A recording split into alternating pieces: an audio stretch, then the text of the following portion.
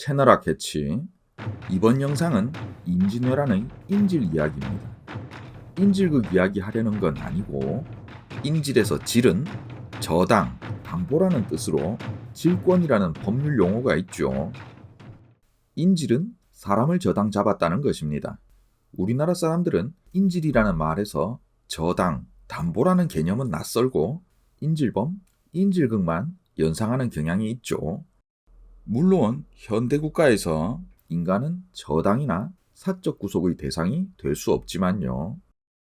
임진년 개전 당시 평창 군수였던 권두무는 호구일록이라는 기록을 남겼는데, 히데요시가 조선 백성에게 함부로 대하지 말라고 거듭 명령한 전쟁 초기임에도 불구하고 강원도를 점령한 왜군이 조선 백성을 인질로 잡고 그 가족에게 군량을 요구하거나 군량의 수송을 시켰다는, 짐꾼으로 사용했다는 내용이 있습니다.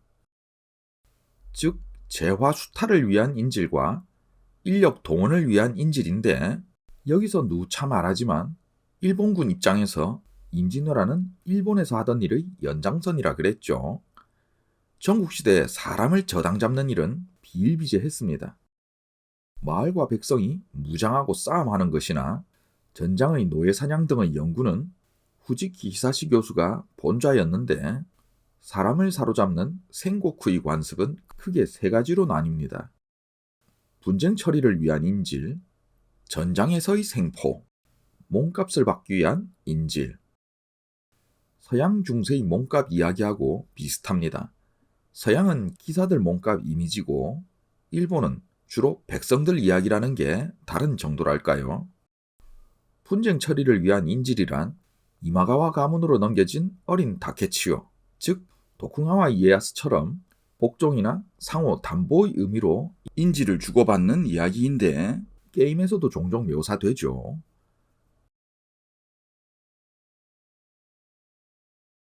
여기선 사무라이 세계만의 이야기가 아니라 마을 간의 분쟁도 포함됩니다. 옛날엔 농사에 필요한 물과 산속 나무 같은 자원을 놓고 이웃 마을끼리 분쟁이 발생하는데, 전국시대의 마을은 자기들 간의 분쟁도 무기를 들고 물리적으로 충돌했습니다. 즉, 나약하기만 한 백성이 아니라 무장하고 난세를 살아가는 백성이었습니다. 전장에서의 생포란, 이 역시 도쿠가와 이에야스와 관련이 있는데, 오다 가문의 안조성이 함락되면서 오다 노부나가의 형인 노부히로가 이마가와 군에게 생포되죠.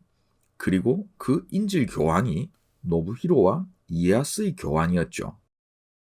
이에야스를 놓고 보면 이마가와 가문으로 가던 인질이 오다 가문에게 빼앗겨서 오다의 인질이 되었다가 인질 교환으로 이마가와의 인질로 넘어간 것이죠. 몸값을 받기 위한 인질이란, 전쟁이 벌어지면 사람도 약탈의 대상이 되어 친척이 몸값을 내고 데려가든가, 그게 안 되면 노예시장에 팔립니다. 일봉충만한 사람들은 노예가 없었던 일본 역사라고 그러는데, 노예가 없었다면 전쟁에서 사람을 왜 잡아오겠습니까? 이 책의 부제도 중세 용병과 노예 사냥입니다. 이런 이야기엔 세트로 소개해야 하는 이야기가 있습니다. 조선 까들은 조선이 못나서 일본에게 당하고 노예로 끌려갔다고 비난하는데, 애초에 일본은 자기들 자체적으로 계속 이 짓을 해왔다는 겁니다. 우리 조상은 못나서 그렇게 죽고 노예로 끌려가고, 일본 조상은 잘나서 자기들끼리 서로 노예로 팔고 서양 상인에게도 넘겨줬나요? 1587년 히데요시가 내린 선교사 추방령에도 대당, 남만, 고려에 일본인을 파는 것은 잘못이며, 덧붙여 일본에 있어서 사람을 파는 것은 정지한다 라는 구절이 있을 정도입니다. 임진왜란은 단순히 전투병력 20만 명 정도가 넘어온 이야기가 아니라, 짐꾼, 격군, 상인의 무리들이라도 서로 무기를 들고 분쟁을 해결하고 인질을 주고받던 폭력이 몸에 배인 사람들이 추가로 더해져서 비교적 안정적이고 평화롭던 중앙집권 시스템 국가에 쳐들어온 이야기입니다. 물론 임진왜란은 직접적인 인적, 물적 피해와 사회 시스템 붕괴로 인한 간접 피해가 상상을 초월하지만, 그렇다고 그런 파워를 가능하게 한 일본의 100년 전쟁을 우리도 했었어야 할까요? 일본은 그만큼 자체적으로 그런 피해를 계속 만들어내고 있었던 겁니다. 내전은 내전일 뿐 우리가 캄보디아나 아프리카의 내전을 발전이라고 하지 않습니다. 진주나 남원의 몇만 단위의 대학살도 우리 조상이 무능해서 당한 거라는 인식을 가진 통사들이 있는데 노부나가만 놓고 봐도 한 번 미나고로시, 그러니까 모두 죽이는 학살을 하면 시원하게 몇천, 몇만 명씩 죽입니다. 히에이산 화공, 에치젠 카가 학살, 나가시마 학살 등등 일본 조상들은 참 발전적입니다. 노부나가는 백성을 포악하게 다뤄서 싫어한다면서 마에다 토시에는 좋아한다는 통사가 있길래 이 글을 보여준 기억이 납니다. 원문은 당시 기와에 적힌 유물입니다.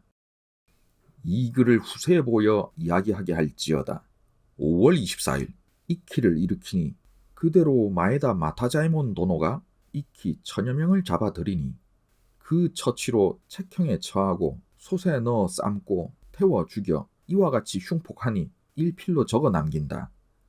노부나가가 아사쿠라 가문을 멸망시킨 이후 에치젠에 일양종의 이코 이키, 쉽게 말해 종교반란이 발생했을 때 거기에 발령을 받은 마에다 토시에가 이키의 씨를 말렸다는 이야기입니다.